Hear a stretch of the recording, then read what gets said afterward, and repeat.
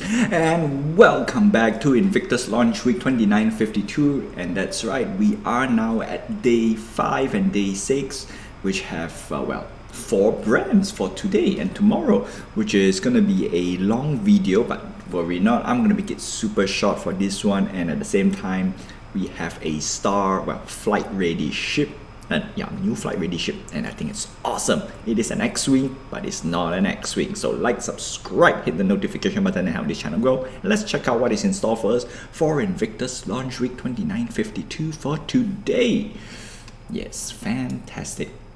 So start off with the poster child for the event itself. It is RSI Scorpius. Got a little bit tongue twisted over there. So this is the new ship in the, new flight ready ship for the verse. It's going to be fantastic. It's going to be nice. I'm going to do a separate video for this guy because this guy has, supposed to have it on its own. And it is super cool. Super cool. Right. But then again, we have 4 big brands to cover for today. So we need to move fast. Gotta go fast. I got the need for speed. That's right. So let's start off with the RSI. We have the Apollo Medivac. This is a very interesting ship. It is a support medical ship. Good for people who wants to do some FPS. $275. I think it's okay. But you get a cheaper version of the Apollo Triage, just less weapon capability, and I think a little bit less armor. Hull armor, technically speaking. $250. Personally, if you like FPS for Star Citizen, definitely something to pick up. Move on to the Aurora LN at $40. Yeah, sounds like a decent pick, right? My answer is, just grab the Avenger Titan at $55. You'll be much better. Moving on to the Constellation Andromeda, $240. Now this is my gold standard, the tried and true multi-crew ship. Now that's the word, multi-crew. I've been trying to find the words for that, and this is awesome. It has a snout fighter at the back, and it comes with the ship. You don't need to purchase any extra ships, which is great. It has enough cargo space or cargo hull. No, I'm going to say cargo space to carry an Ursa or a Cyclone or a Grey Cat, which means you can carry anything non-military ship in the verse. Yeah, can carry almost anything except for the tanks. Yeah, that's the only sad part. Unless you squeeze it, if it sits, it fits, right? In this case, you technically could have squeezed in a Nova tank-ish.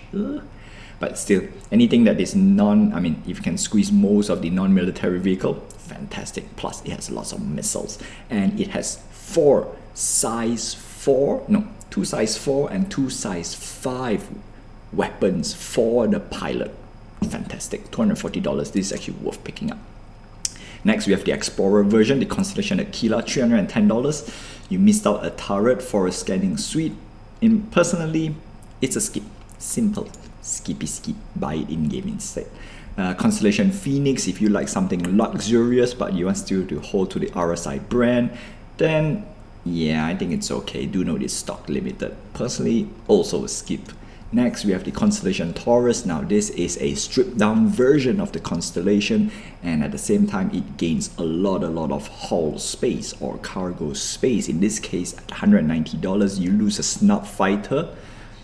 This is a very great solo ship, technically speaking, right? It is awesome. I do recommend pick it up. If you want something a bit more beefy, a bit more pew, the Taurus is your friend. Next, we have the Mantis. It is a bubble ship or an interdictor ship, aka you prevent other ships from warping in and out or quantum jump. Great for group play, horrible as a solo ship. Next, we have the RSI Perseus, a frigate. That's right, and we are going to the extra large. I'm going to call this extra large because they are not capital size, which is the Idris, but they are not large size like the Carrack. Carrack is large. Starfarer is large. Perseus, frigate. Hammerhead, corvette. So it's around that area. So we have corvette, frigate. It's hard. I'm going to call it extra large ship. $675. This is technically a gunship, right? We have big cannons from the front and the back. It's a bit tough to recommend, but I like it. Next, we have the Polaris. Now, this is one of my favorite ships in the game. It is $705. I would say pick up if you want something like a mobile base, but you can't commit to an Idris P like me. And but at the same time, it is too expensive for a solo pilot skip. Small group actually is worth getting it because it's a hangar bay, and it is a capital ship killer. So on one end, it is a force to be reckoned with. It is a ship that gives warning shot, and it has size 9 torpedoes, I think 24. But $750, it is a tough ship to recommend for a group play. But if you have the funds, this is actually a very nice ship for group. In fact, this is actually my mobile base. If I would play Star Citizen, if I have a group to play with, this is my go-to ship. Next, we have, of course, the poster child for Invictus launch week 2952 is the RSI Scorpius, $240. Now, this ship is very interesting. We're going to go in depth on why should you pick up and why should you not pick up. That's right. There are downsides to this ship as well, and mostly because of the price tag, $240. Oof. Next, we have the Ursa Rover. All vehicles usually I don't really recommend. $50 for an Ursa Rover. I would say skip, but this guy can fit in the Constellation series. Next, we're going to move on to the Origin Jump Works, and let's see what do we have. We have the 125A, so the 100 series is basically the entry ship to the Origin Jump Works. $60, get the Avenger Titan. Simple. So we have the 325A, this is the Pew Pew version for the 100i, 325A. 100 series, okay, 125A, 325A, a little bit more pew pew, $70. Again, instead of going to the Avenger Titan, this is where I say top it up a little bit, get the Gladius instead.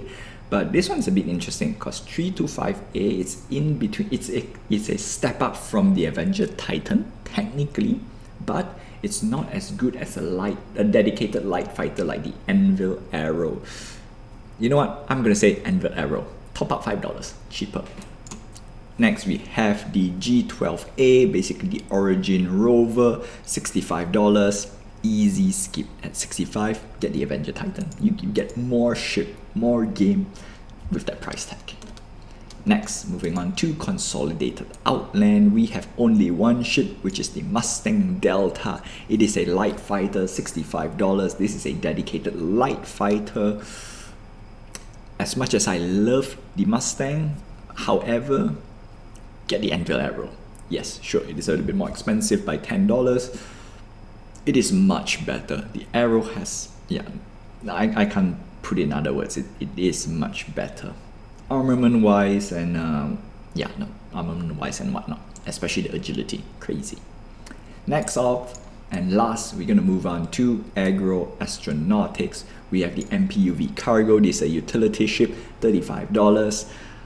This one can't quantum jump, so forget it.